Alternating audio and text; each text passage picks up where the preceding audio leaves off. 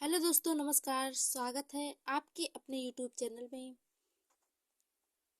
आज हम पर्यावरण से संबंधित प्रश्नों को हल करेंगे। आज का पहला प्रश्न है, निम्नलिखित में से कौन से जानवर का आगे का दांत उसकी पूरी जिंदगी बढ़ता रहता है? ऑप्शन ए बिल्ली, ऑप्शन बी गिलहरी, ऑप्शन सी सांप, ऑप्शन डी बाघ। तो इस क्वेश्चन का सही आंसर होगा ऑप्शन बी गिलहरी। गिलहरी का आगे का दांत अर्थात सामने का दांत जीवन भर बढ़ता रहता है। दांतों को अधिक लंबा होने से रोकने के लिए उन्हें वस्तुओं को कुतरते रहना पड़ता है, जबकि बिल्लियों के दांत मांस को फाड़ने और काटने के लिए दांत नुकीले होते हैं तथा सांपों के नुकीले घुमावदार दांत होते हैं, लेकिन वे अपने शिकार को चबाते नहीं हैं, वे अपने शिकार को निगल जाते हैं। और बाघ के दांत नुकीले होते हैं जो शिकार को दबोचने में मदद करते हैं। अगला प्रश्न है, नीचे दिए गए विकल्पों में से मधुमक्खी की सर्वाधिक उपयुक्त विशेषताएं पहचानिए। केवल रानी मक्खी ही अंडे देती है। नर मक्खी की कार्यकर्ता के रूप में कोई विशेष भूमिका नहीं है। सभी मादा मक्खी अंडे देती है। कार्यकर्ता मक्खी भोजन को खोजती है और उसे छत्ते में लेकर आती है। तो मधुमक्खी के संदर्भ में केवल रानी मक्खी ही अंडे देती है, ये सही हो जाएगा। नर मक्खी की कार्यकर्ता के रूप में कोई विशेष भूमिका नहीं है, ये भी सही है। सभी मादा मक्खी अंडे देती है, ये गलत होगा क्योंकि सिर्फ रानी मक्खी ही अंडे देती है। कार्यकर्ता मक्खी भोजन को खोजती है और उसे अपने छत्ते में लेकर आती है, ये भी सही होगा। ए बी डी ऑप्शन सही है, अर्थात इस क्वेश्चन का सही आंसर होगा ऑप्शन सी। हर छत्ते में एक रानी मक्खी होती है जो अंडे देती है। छत्ते में कुछ नर मक्खी कार्यकर्ता भी होती है। छत्ते में बहुत सारी काम करने वाली मक्खियां भी होते हैं। ये दिन भर काम करती हैं तथा शहद के लिए फूलों का रस ढूंढती हैं। नर मक्खी की कार्यकर्ता के रूप में कोई विशेष भूमिका नहीं है तथा कार्यकर्ता मक्खी भोजन को खोजती है और उसे छत्ते में लेकर आती है। अगला प्रश्न है, वे व्यक्ति जो वनों में कम से कम 25 वर्षों से रह रहे हैं, उनका वन भूमि और उसमें होने वाली उपज पर अधिकार हो जाता है। यह एक्ट लिया गया है। ऑप्शन ए है वन एक्ट अधिकार 2007 से, भारतीय वन एक्ट 1927 से, राष्ट्रीय वन नीति 1988 से, भारतीय वन संशोधन एक्ट 2019 से। तो इस क्वेश्चन का सही आंसर होगा ऑप्शन ए वन एक्ट के अधिकार 2007 से, अर्थात वे व्यक्ति जो वनों में कम से कम 25 वर्षों से रह रहे हैं, उनका वन भूमि और उसमें होने वाली उपज पर पूरा अधिकार हो जाता है। यह एक्ट 2007 से संबंधित है।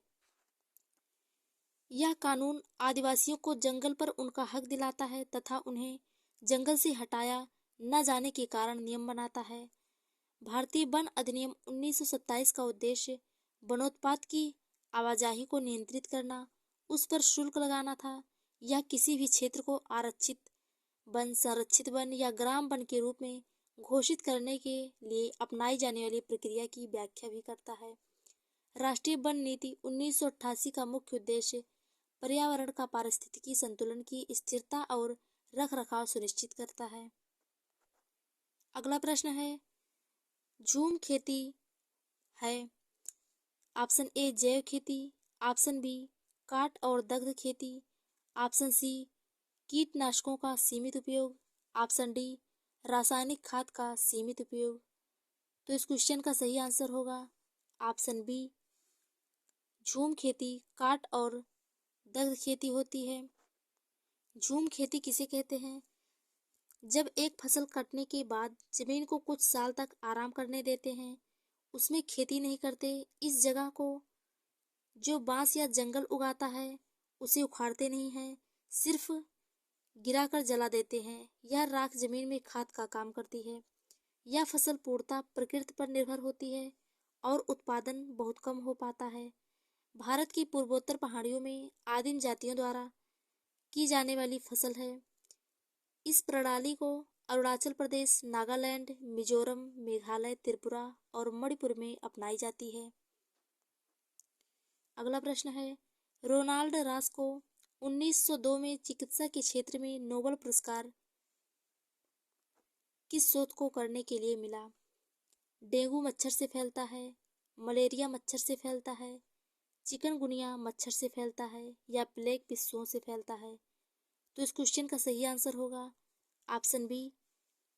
रोनाल्ड रास को 1902 में चिकित्सा के क्षेत्र में नोबेल पुरस्कार इसलिए मिला क्योंकि उन्होंने खोज की थी कि मलेरिया मच्छर से फैलता है। 1905 में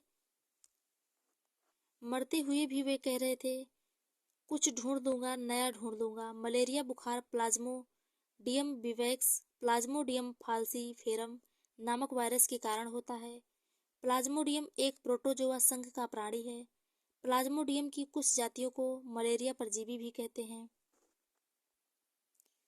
अगला प्रश्न है, सिनकोना पेड़ के किस भाग का उपयोग मलेरिया के उपचार के लिए किया जाता है? ऑप्शन ए जड़, ऑप्शन बी छाल, ऑप्शन सी पत्ते, ऑप्शन डी बीज। तो इस क्वेश्चन का सही आंसर होगा ऑप्शन बी छाल। सिनकोना पेड़ की छाल का उपयोग मलेरिया के उपचार के लिए किया जाता है। कुनैन एक ऐसी दवा थी जिसने मलेरिया के प्रकोप होने पर विश्व को राहत दी थी। सिनकोना के पेड़ से निकाला गया था, जो आमतौर पर केरल में पाया जाता है। कुनैन औषधि 1820 के दशक में सिनकोना के पेड़ की छाल से बनाई गई थी। अगला प्रश्न है, सांप के जहरीले दांतों को कहा जाता है? ऑप्शन ए कसक, ऑप्शन बी विषदंत, ऑप्शन सी कृंतक या छेदक, ऑप्शन डी शल्क। इस क्वेश्चन का सही आंसर है ऑप्शन बी विषदंत। सांप के जहरीले दांतों को विषदंत कहा जाता है। विषदंत यमदूती, मकड़ी, कराली और कालरात्रि भी कहा जाता है। इनके जहरीले दांत होने के पीछे का कारण नुकीले ऊपरी जबड़े में मौजूद संशोधित दांत होते हैं। सांप के काटने पर वे स्टोरेज जहर को इंजेक्ट करते हैं। अगला प्रश्न है, निम्नलिखित में से भारत में मिलने वाला कौन सा सांप जहरीला नहीं है? ऑप्शन ए दुबोइया या रसल वाइपर, ऑप्शन बी अफाई या कर्कच शल्की वाइपर, ऑप्शन सी भारतीय शैल अजगर, इसे पाइथन भी कहते हैं, ऑप्शन डी करैत। इस क्वेश्चन का सही आंसर होगा ऑप्शन सी भारतीय शैल अजगर या पाइथन। भारत में भारतीय शैल अजगर सांप जहरीला नहीं है। हमारे देश में पाए जाने वाले सांपों में से केवल 4 तरह के सांप ही जहरीले होते हैं। ये हैं नाग, करैत, दोबोइया और अफाई। सांप जब किसी को काटता है तो उसके 2 खोखले जहर वाले दांतों से उस व्यक्ति के शरीर में जहर चला जाता है। अगला प्रश्न है, वर्मी कंपोस्टिंग एक विधि है जिसमें खाद बनाने में उपयोग होता है। फीता क्रीम का या जौं का या केचुए का या अंकुश क्रीम अर्थात हुकवर्म का? तो इस क्वेश्चन का सही आंसर है ऑप्शन सी केचुए का। वर्मी कंपोस्टिंग विधि में खाद बनाने में केचुए का उपयोग होता है। इसे केचुआ खाद भी कहा जाता है। यह पोषण पदार्थों से भरपूर एक उत्तम जैव उर्वरक है। यह केचुआ तथा अन्य कीड़ों के द्वारा वनस्पतियों एवं भोजन के कचरे आदि को विघटित करके बनाई जाती है। वर्मी कंपोस्ट में बदबू नहीं आती है और मक्खी और मच्छर नहीं बढ़ते हैं तथा वातावरण प्रदूषित नहीं होता है। अगला प्रश्न है, पश्मीना ऊन किस जानवर से मिलती है? ऑप्शन ए भेड़, ऑप्शन बी ऊंट, ऑप्शन सी बकरी, ऑप्शन डी एल्पेका। तो इस क्वेश्चन का सही आंसर होगा ऑप्शन सी बकरी।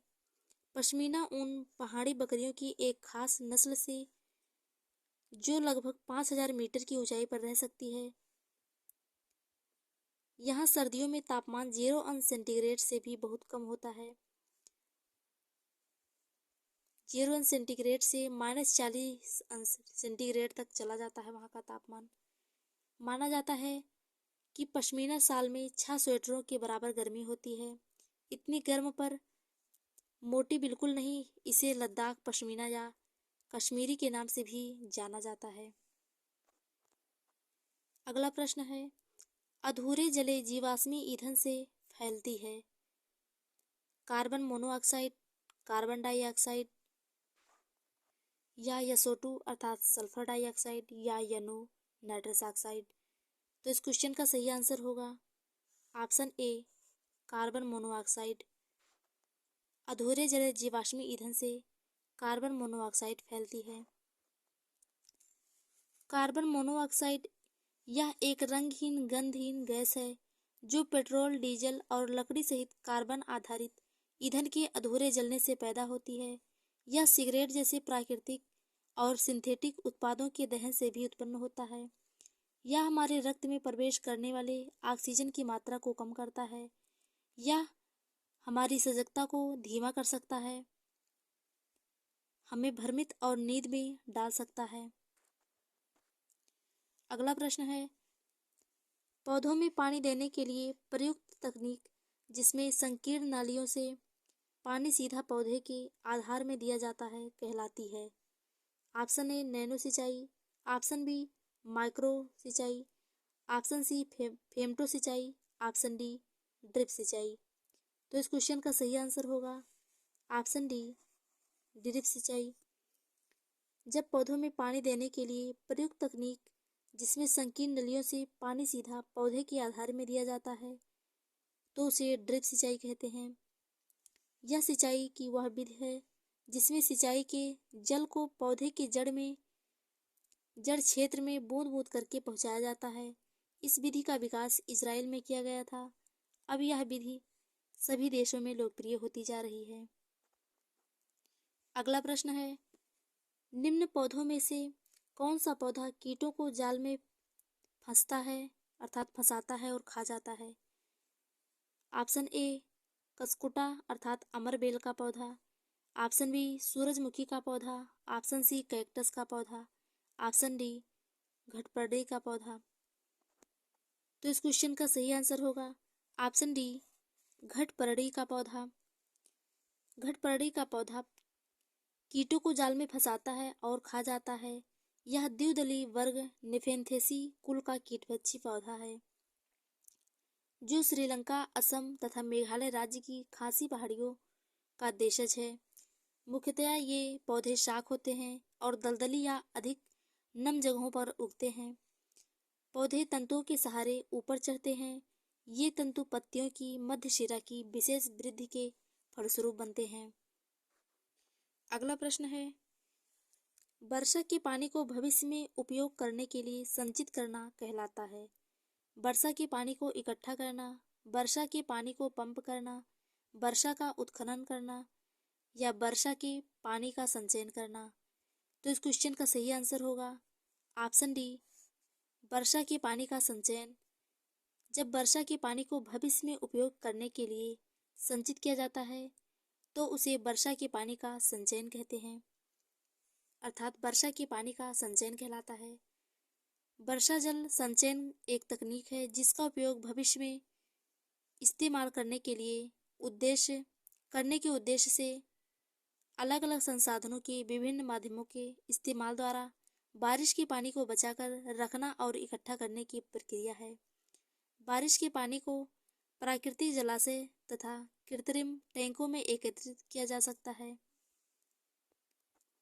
अगला प्रश्न है, निम्नलिखित में से कौन से रोग मच्छरों से फैलते हैं? Option A, malaria. Option B, pneumonia. Option C, dengue. Option D, chikungunya. Malaria मच्छर से फैलता है, निमोनिया मच्छर से नहीं फैलता है। निमोनिया फेफड़ों के संक्रमण से फैलता है अर्थात निमोनिया फेफड़ों का संक्रमण है। डेंगू मच्छर से फैलता है, चिकनगुनिया भी मच्छर से फैलता है। तो इस क्वेश्चन का सही आंसर हो जाएगा option C, malaria, dengue, chikungunya रोग मच्छरों से फैलता है, जबकि निमोनिया फेफड़ों का एक संक्रमण है जो वायरस, बैक्टीरिया या कवक के द्वारा होता है। निमोनिया के अधिकांश मामले तब शुरू होते हैं जब संक्रमण कण नाक और मुंह से सांस लेते हैं, वायुमार्गों से फेफड़ों में जाते हैं। निमोनिया एक ही समय में एक या दोनों फेफड़ों को प्रभावित कर सकता है। अगला प्रश्न है, विद्यार्थी केंद्रित कक्षाएं विद्यार्थियों को सीखने के लिए सहायक वातावरण सुनिश्चित करती हैं। निम्न में से कौन सा इसी बात को प्रस्तावित करता है? ऑप्शन ए, शिक्षक निर्देश देता है तथा विद्यार्थियों से अपेक्षा करता है कि वे उनका पालन करें व अनुशासित रहें। ऑप्शन बी, शिक्षक पाठ्य पुस्तक पढ़ाता है, श्यामपट्ट पर प्रश्न एवं उत्तर लिखता है और विद्यार्थियों से उन्हें लिखने को कहता है। ऑप्शन सी, शिक्षक ऐसी सीखने की परिस्थिति उपलब्ध कराता है जो विद्यार्थियों को अवसर देती है कि वे अवलोकन करें, खोज करें तथा प्रश्न करें, प्रयोग करें तथा विभिन्न प्रत्ययों की समझ विकसित करें। ऑप्शन डी, कक्षा की गतिविधियों को शिक्षक नियंत्रित करता है तथा उसमें विद्यार्थियों की भागीदारी कम से कम होती है। तो इस क्वेश्चन का सही आंसर होगा ऑप्शन सी, शिक्षक ऐसी सीखने की परिस्थिति उपलब्ध कराता है जो विद्यार्थियों को अवसर देती है। जहाँ पर अवसर देने की बात कही होती है या बच्चों को खोज करने, प्रश्न करने, अवलोकन करने के लिए अवसर देती है, वह कक्षा विद्यार्थी केंद्रित कक्षा होती है। विद्यार्थियों के सीखने के लिए सहायक वातावरण सुनिश्चित कराती है तथा विभिन्न प्रकार की समझ विकसित होती है। विद्यार्थी केंद्रित कक्षाएं विद्यार्थियों को सीखने के लिए सहायक वातावरण सुनिश्चित करती है क्योंकि शिक्षक ऐसी सीखने की परिस्थिति उपलब्ध कराता है जो विद्यार्थियों को अवसर देती है कि वे अवलोकन करें, खोज करें, प्रश्न करें, प्रयोग करें तथा विभिन्न प्रत्ययों की समझ विकसित करें, जिससे विद्यार्थियों के सीखने की गति और शैली में लचीलेपन को ध्यान में रखने की अनुमति देता है कि कक्षा में बच्चे व्यापक रूप से भिन्न होते हैं। इस तरह यहाँ शिक्षक छात्रों को रटाने के बजाय सीखने में सक्रिय बनाने में लगे रहते हैं। परिणाम स्वरूप विद्यार्थियों में खुद ब खुद सीखने की प्रवृत्ति विकसित होती है। अगला प्रश्न है, कक्षा 5 के अध्याय दीवार के उस पार में एक शिक्षक आरिफ अपने छात्रों से जो खेल वो खेलते हैं उनके अनुभव साझा करने को कहते हैं। निम्न में से कौन सा उसके प्रयास को सबसे ज्यादा स्पष्ट करेगा? खेलों से संबंधित नियम की समझ का विकास, खेलों से संबंधित मूल्यों का विकास या कुछ मुद्दों की समझ का विकास, जैसे कि लड़के व लड़कियों के लिए एक जैसे खेल, सभी के लिए समान अवसर तथा टीम भावना या व्यक्तिगत अनुभव को साझा करने की क्षमता का विकास। तो इस क्वेश्चन का सही आंसर होगा ऑप्शन सी, अनुभव को साझा करने के लिए कुछ मुद्दों की समझ का विकास, जैसे कि लड़के व लड़कियों के लिए एक जैसे खेल, सभी के लिए समान अवसर तथा टीम भावना इत्यादि। समान अवसर बच्चों को प्रोत्साहित करते हैं तथा वे टीम गेम्स में अपने लिए न खेलकर टीम के लिए मिलकर खेलें, ऐसी भावना विकसित करनी चाहिए। बच्चों की यह समझ बनाने की कोशिश करें कि खिलाड़ी की योग्यता की पहचान उसकी खेल से है, न कि उसकी जाति या आर्थिक स्थिति से। अगला प्रश्न है, निम्न में से कौन सी विधि प्राथमिक कक्षाओं में ईवीएस की समझ के लिए सबसे उपयुक्त है? ऑप्शन ए, व्याख्यान विधि, ऑप्शन बी, चाक व टॉक विधि, ऑप्शन सी, जांच आधारित शिक्षण, ऑप्शन डी, जग एवं मग पद्धति। तो इस क्वेश्चन का सही आंसर होगा ऑप्शन सी, जांच आधारित शिक्षण। प्राथमिक कक्षाओं में जांच आधारित शिक्षण ईवीएस की समझ के लिए सबसे उपयुक्त होता है, जिसे पूछताछ आधारित शिक्षा के रूप में भी जाना जाता है। पूछताछ आधारित शिक्षा अक्सर व्याख्याता के बजाय एक सुविधाकर्ता द्वारा सहायता प्रदान की जाती है। पूछताछ आधारित शिक्षा में समस्या आधारित शिक्षा शामिल है। पूछताछ आधारित शिक्षा निर्देश मुख्य रूप से सोच और समस्या समाधान कौशल के विकास के विकास और अभ्यास से बहुत निकटता से संबंधित है। इसलिए जांच आधारित शिक्षण ईबीएस की कक्षा के लिए सबसे उपयुक्त शिक्षण है। अगला प्रश्न है, ईवीएस के शिक्षण में क्षेत्रीय भ्रमण महत्वपूर्ण है। निम्नलिखित में से कौन सा विकल्प इस प्रकार के भ्रमण के लिए सही है? ऑप्शन ए, पूर्व योजना तथा प्रतिपुष्टि क्रियाकलाप के साथ स्कूल के नज़दीक किसी स्थान पर जाना। ऑप्शन बी, किसी दूर दराज व परिचित स्थान पर जाना। ऑप्शन सी, किसी नज़दीक स्थान पर जाना। ऑप्शन डी, अपनी पसंद की किसी जगह पर जाना। तो इस क्वेश्चन का सही आंसर होगा ऑप्शन ए, पूर्व योजना तथा प्रतिपुष्टि क्रियाकलाप के साथ स्कूल के नज़दीक किसी स्थान पर जाना। ईबीएस के शिक्षण में क्षेत्रीय भ्रमण महत्वपूर्ण है।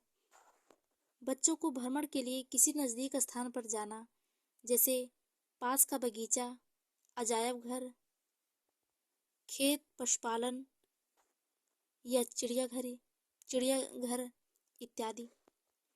भ्रमण से बच्चों में खोज की प्रवृत्ति बढ़ती है। जो बातें या घटनाएं बच्चे कक्षा में नहीं सीख सकते हैं, वो चीज़ भ्रमण से सीख जाते हैं जल्दी। भ्रमण से बच्चों में राष्ट्रीय एकता तथा समाकलन का विकास होता है। आज की वीडियो में बस इतना ही। धन्यवाद।